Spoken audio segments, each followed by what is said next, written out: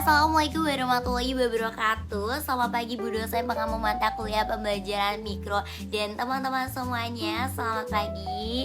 Perkenalkan, nama saya Anggi Yunitias, biasa dipanggil Anggi, dengan NIM 857877258, program studi PGSD.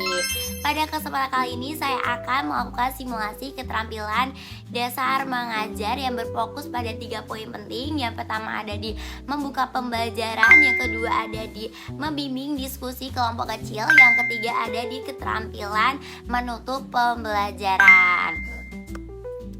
Nah, materi yang akan saya sampaikan sama seperti di video sebelumnya, ada di bertujuan di kelas 5 SD dengan topik harmoni dan ekosistem, terutama di ekosistem kebun. Kita akan lihat bagaimana alur rantai makanan dari pohon mangga, ulat, ayam, hingga jamur sebagai pengurai. Sebagai informasi ya, video ini tuh bersifat simulasi mandiri. Jadi teman-teman nanti akan melihat saya yang akan berinteraksi dengan teman-teman saya yang imajiner di kelas ini. Oke, tidak perlu lama-lama lagi, kita langsung aja ke video simulasinya. Selamat menyaksikan. Assalamualaikum warahmatullahi wabarakatuh. Selamat pagi anak-anak semuanya. Gimana kabarnya hari ini? Alhamdulillah semuanya sehat ya. Sebelum kita mulai untuk di pembelajaran hari ini, alangkah baiknya kita ice breaking terlebih dahulu. Miss punya tepuk baru nih. Namanya ada di apa? Ada di tepuk kebun. Nanti kita kalau anak-anak bisa langsung ikutin Miss aja ya. Nih Miss kasih contoh. Nanti kalau Miss bilang tepuk mangga, berarti kalian tepuk 1 kali. Kalau Miss bilang tepuk ulat, kalian petik jari. Kalau Miss bilang tepuk ayam, kalian bilang petok-petok. Begitu ya. Yuk langsung aja. Tepuk mangga, tepuk mangga, tepuk ulat, tepuk ayam, petok-petok, tepuk ayam, petok-petok, tepuk ulat, tepuk ulat, tepuk mangga, tepuk ayam, petok-petok. Begitu. Anak-anak, coba kita lihat ya, Miss bawa apa? Mana nih? Nah, Miss bawa daun mangga nih ya.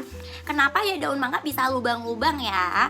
Nah, ada masih inget gak pembelajaran kemarin? Kita belajar tentang apa? Kita kemarin itu belajar di ekosistem sawah, tentang padi di sawah yang dimakan tikus.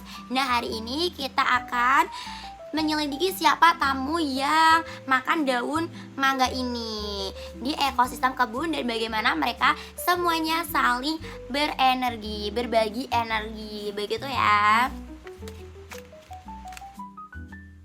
Oke, karena kemarin sudah dibentuk kelompok dan anak-anak juga sudah menggabung dengan kelompoknya masing-masing, silakan amati media yang ada di meja kalian. Anak-anak boleh fokus pada alur makanannya ya.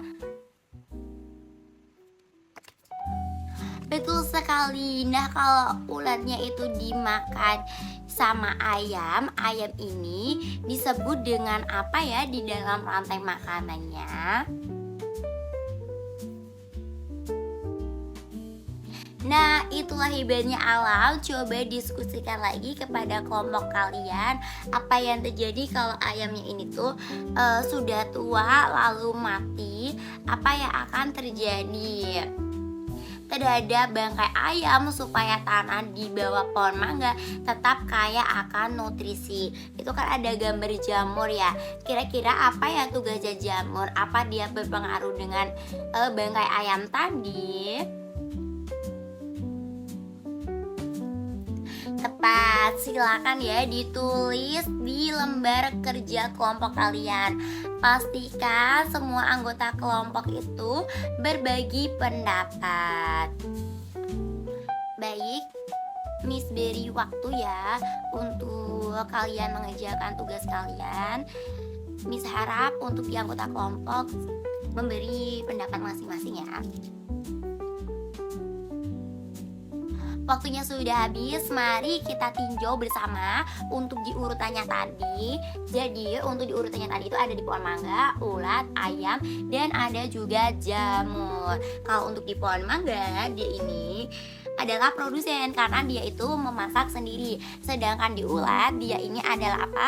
Konsumen karena dia ini makan daun mangganya atau dia tuh juga disebut herbivora. Dan untuk ayam ini juga disebut dengan konsumen dua atau di karnivora. Dia itu tuh kan makan ulat yang di daun mangga tadi. Lalu untuk jamur, dia ini adalah sebagai pengurai. Di air ada jamur sebagai pengurai. Kurang lebih seperti ini ya anak-anak semuanya ya. Miss mau tes konsentrasi kalian.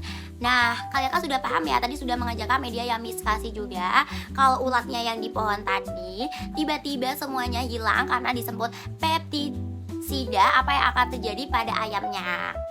Boleh? Ya betul, ayam akan kekurangan makanan dan ekosistem menjadi tidak stabil lagi.